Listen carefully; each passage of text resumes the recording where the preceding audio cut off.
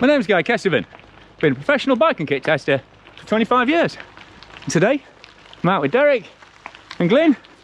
And Derek has organised a demo session on the Open Up Prestige gravel bike.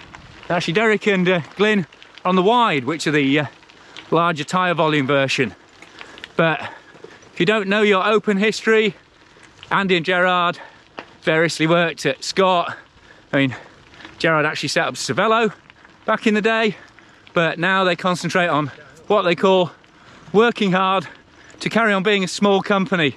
So very much focused on a tight product range of bikes they want to ride, with, you know, a real emphasis on kind of keeping in touch with the customer, good customer service. So I'm actually lucky that Chevron Cycles is very local to me, and they sorted out these demo bikes for today. I have to say, so far the riding and the rides have been glorious. And if you know your gravel bike history, you'll know that the original Up was basically the first performance gravel bike.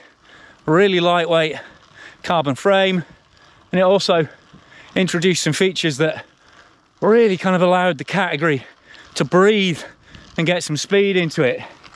So you've got that signature super dropped chainstay there to make room for up to a 50-tooth chainring in single ring format, but still plenty of tyre capacity.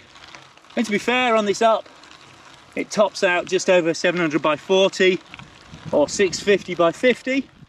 You need to go to the wide for maximum tyre capability, but you've still got front mech mounts there, and as you can see, just really nice clean lines throughout. I mean, this is the latest version, so you've got top tube storage mounts, neat cable ports there on the head tube, fully sealed and modular, so you can change them whether you're running wireless or fully cabled like this GR600 GRX bike. And you got this nice slim fork. As you can see, it's not a heavy duty bike packing fork with a load of extra braze-ons, but you have got this really neat straight through bolt setup on the front mech. So, you know, you don't need extra heavy mounts or flipping round flat mounts or whatever. The front brake just bolts straight in there. It also means much less vibration and less chance of it working loose. Plus it means even on this Up, which is slightly heavier than the upper, the fork is still under 400 grams, or 390 grams to be precise. I think it's 370 on the upper. And then the frame set comes in for a medium at under 1100 grams, while the upper frame set is 900 grams. But apart from that, geometry, tyre clearances, features, all the same across both bikes. And then, like I say, if you want to go for the wide, that gets you more tyre room. So that's a proper road bike weight frame and fork, really. And even though this GRX 600, 800 mix that Chevron have put together for this demo bike, with these relatively heavy Shimano alloy wheels and the big 48mm Gravel King tyres in 650B, definitely at the sturdier end of the scale, at 8.99 kilos. You can see it's breezing. You know, it's still making light work of this pedal up onto the top of the dales. And the whole bike just feels really light and lively, whatever it says on the scales. And a lot of that definitely comes from all that building and tube set expertise that the guys at Open have amassed over literally decades in the industry, and over a decade at Open as well now too. And obviously, as I'm rolling on fat 650s, I'm obligated to take the cobbly route choices. Morning. Thank you very much. Cheers. As well as any, you know, dirty single track rooty rocky options that present themselves, because chatting to the guys at Chevin, most of the builds they're doing are on 650, because most of the riders they're building up for do kind of want that like 90s mountain biking but with a drop bar vibe, and they just want something that's definitely different to their road bike. But obviously it'll build up with 700Cs with a max tyre size of 40 or 2.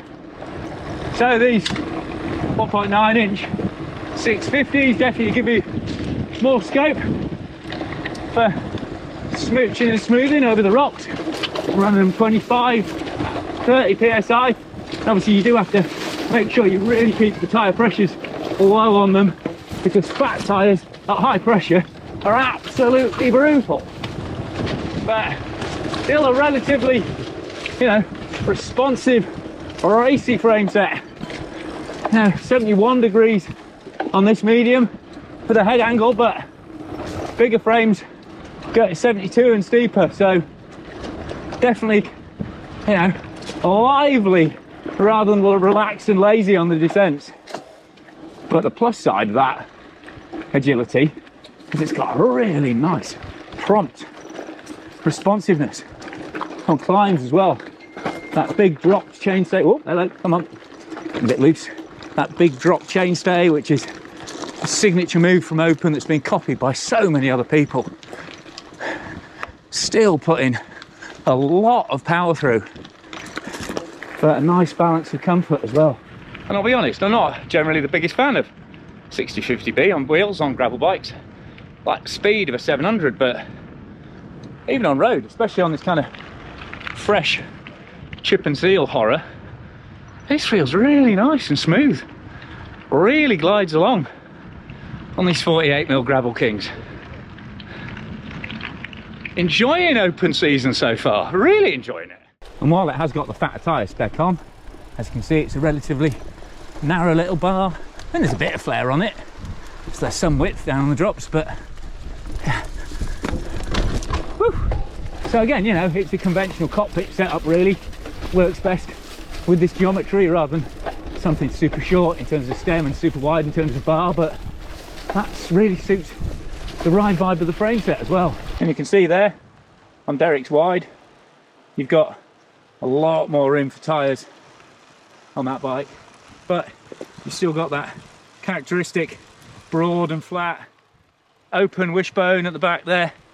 Again, another feature they were pretty much instrumental in bringing onto, I mean, well, when they started, gravel bikes were pretty much a new category, and really neat dropouts with that Synthos X12 axle and combined gear mount and thread unit there. Triple bottle cage bosses, as you'd hope, but again, no carrier bosses, no mudguard bosses either on there, so definitely quite a purist bike rather than a heavyweight gravel bike or kind of a bike to work, load it up with a rack and stuff machine. And as well as a really broad palette of colours across the bikes, you've also got the chance, if you're feeling creative, to what do they call the paint program, Derek? Custom job. Yeah, they call ready to paint. Is it RTP? Ready to paint. Yeah. They also offer the bikes in a raw carbon finish under what they call ready to paint, so you can have it whatever colour scheme that you and your custom painter come up with, or just lacquer it and run it raw if you want that proper stripped back, a light as possible vibe. And if you look on the Open Cycles website, there's actually a really nice gallery of customers' bikes where you can see what they've done with them, because, you know, it's got this real premium feel, so I reckon it's worth going the extra step and sorting yourself out something really unique with this bike. And one bike people are inevitably going to want to make comparisons with is the Sibello Aspro 5, which I reviewed recently, and ride, feel, handling, certainly quite similar, both very much on the racy, high speed side of the gravel spectrum, Obviously on the Aspro you've got a more aerodynamic frame, but on the Up you've got more chainring clearance. And I would say it doesn't feel as much of a hostage to tyre pressures in terms of having a nice smooth ride out of it. You can tell it's just got more flow and spring in the frame set, which isn't a surprise at all when you look at the tubing profiles. So this feels more of a versatile all-rounder rather than a pure racer. But then if you really want to go for that more off-road vibe, and like you say, have a look at the wide bikes that Glenn and Derek are riding. And what's really noticeable is that although there is a nice spring through the frame, you know, you can feel it running right through from bar to back axle. When you do put the power down, that broad press fit bottom bracket really does let you get the watts down onto the ground and push the speed really easily. But as you can see, it does jump around when you start hitting bigger blocks through the fork.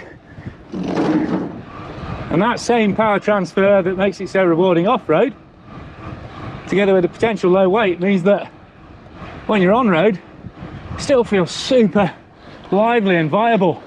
Even with these big 650 tyres on, it's definitely a stand up and press the pedals, not gear down and give up bike.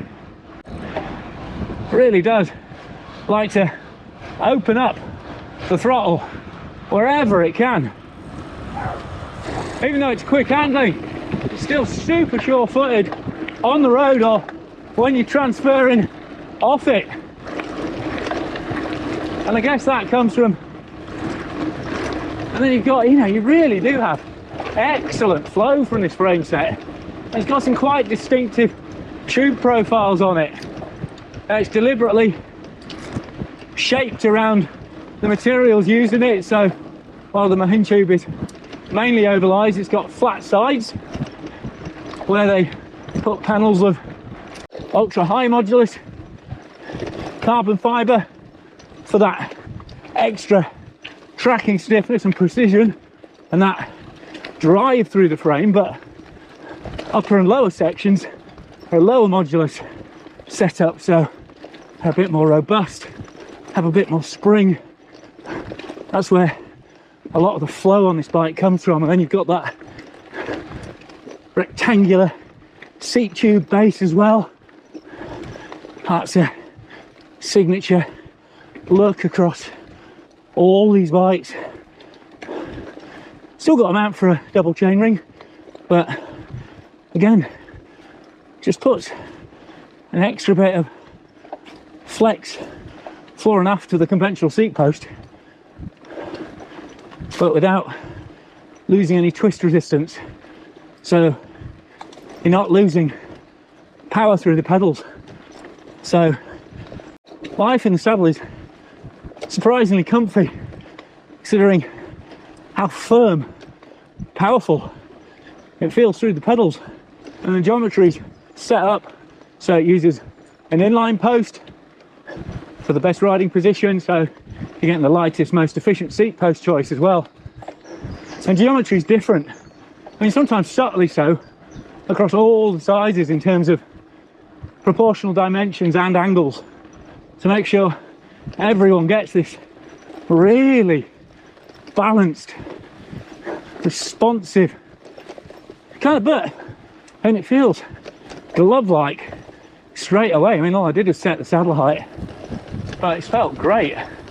Definitely more of a road position, a sort of stretched out neo mountain bike position, but if that's what you're after for proper nip and tuck responsiveness and agility, well, that's what this Up, and obviously the upper, because it's the same shape, really has.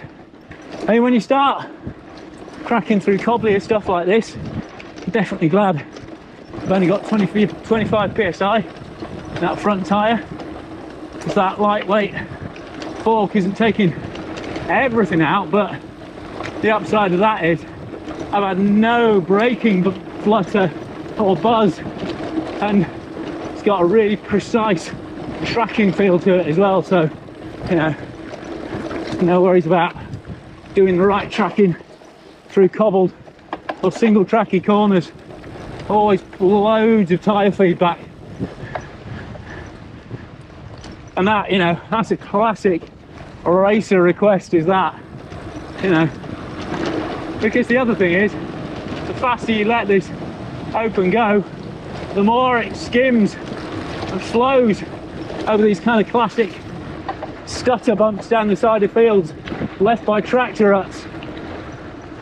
So again, in yet another way, it really rewards you getting the crank on and even just moving up and down there on that camber.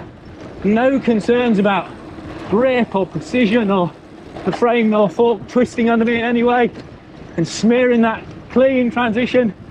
Again, precise, assured, definitely quick. You know, it's a bike you need to keep your wits about you on, but all the attributes to really make the most of that if you're in a racy mood.